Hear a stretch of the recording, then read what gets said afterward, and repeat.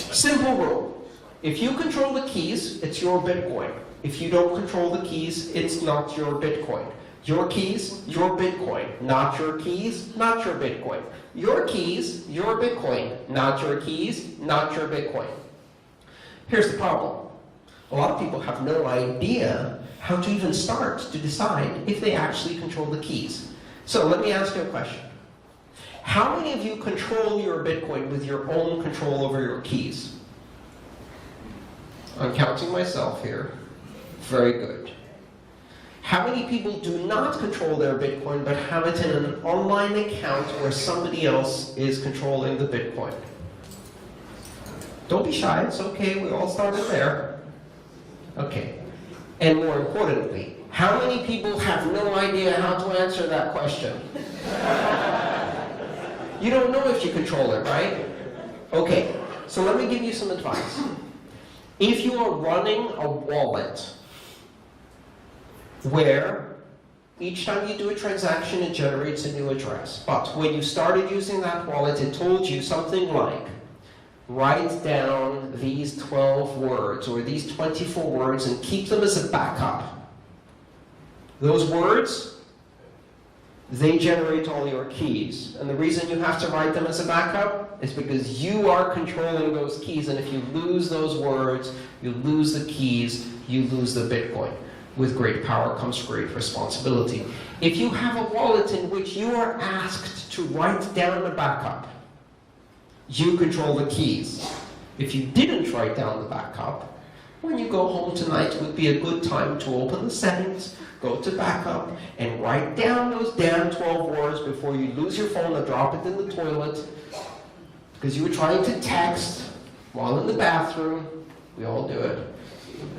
And you dropped it in the toilet and your Bitcoin disappeared because your phone blew up. And then what?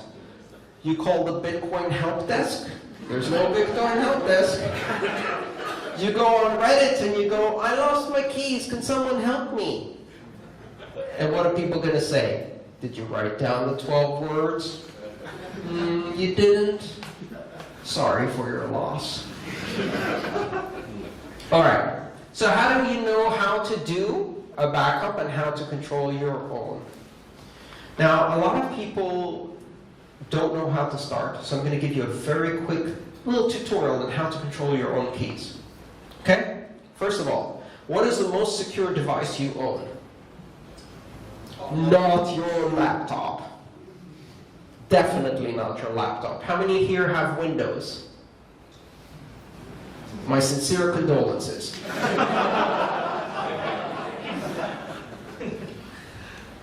Okay, so you don't own your Windows machines. Your Windows machines are owned by a combination of viruses and Trojans that are controlled by Russian and Chinese hackers somewhere else in the world, but they're not really your machines. They just let you use them occasionally. Do not put Bitcoin on those devices. Right? That's like making a donation to hackers. They have software actively looking for Bitcoin software, and when they find it, they take it. Or they put a keylogger and they wait for you to do a transaction and enter your password, and then they take it. Okay, the most secure device you own is your smartphone.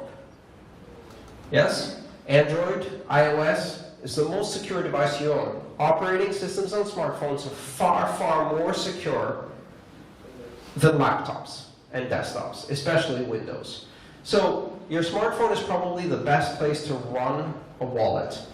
If you have a lot of money invested in cryptocurrencies or own a lot of Bitcoin, and the word a lot means different things to different people, but if you feel like it's a lot, like if right now I told you your Bitcoin has just been stolen, do you go, I'll get some more?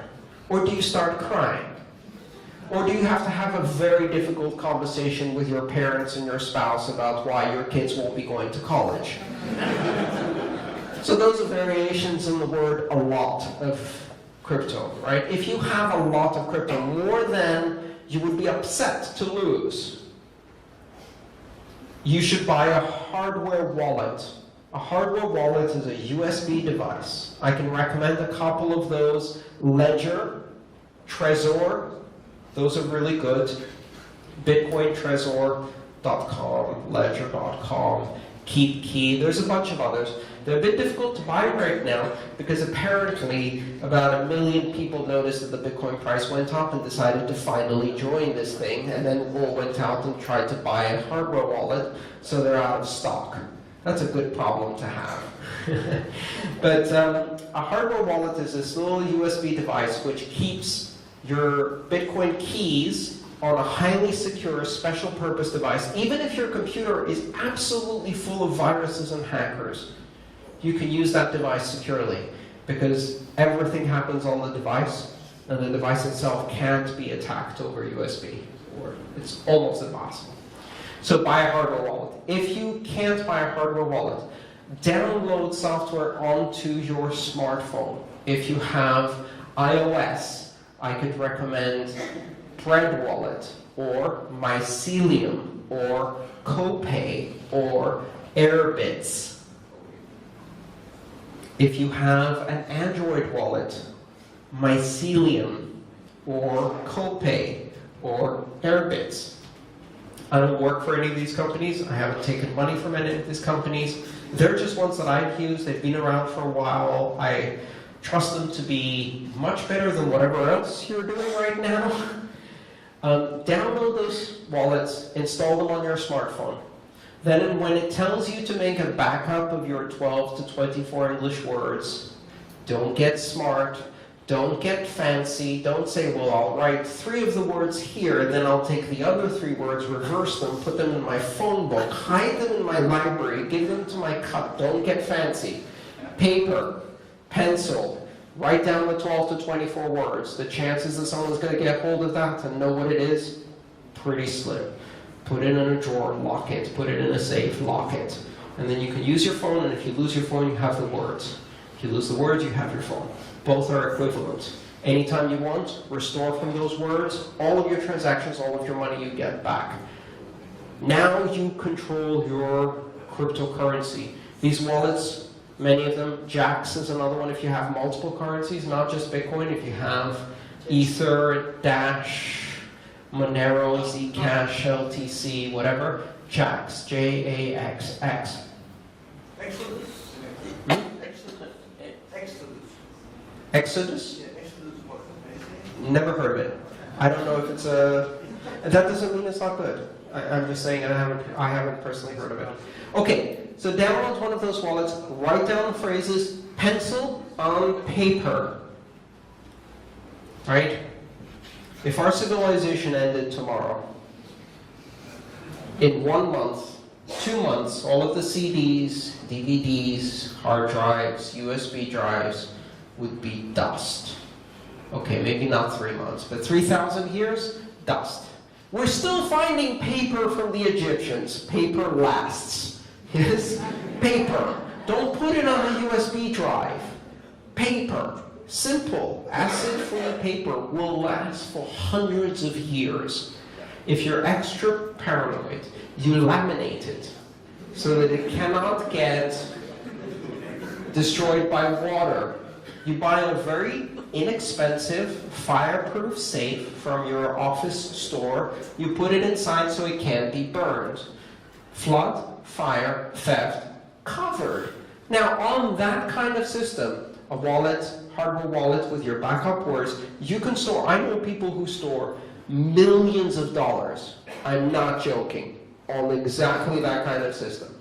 Once you have control of your Bitcoin, it doesn't matter if there's a fork. It doesn't matter if your exchange decides to go one way or another. It doesn't matter.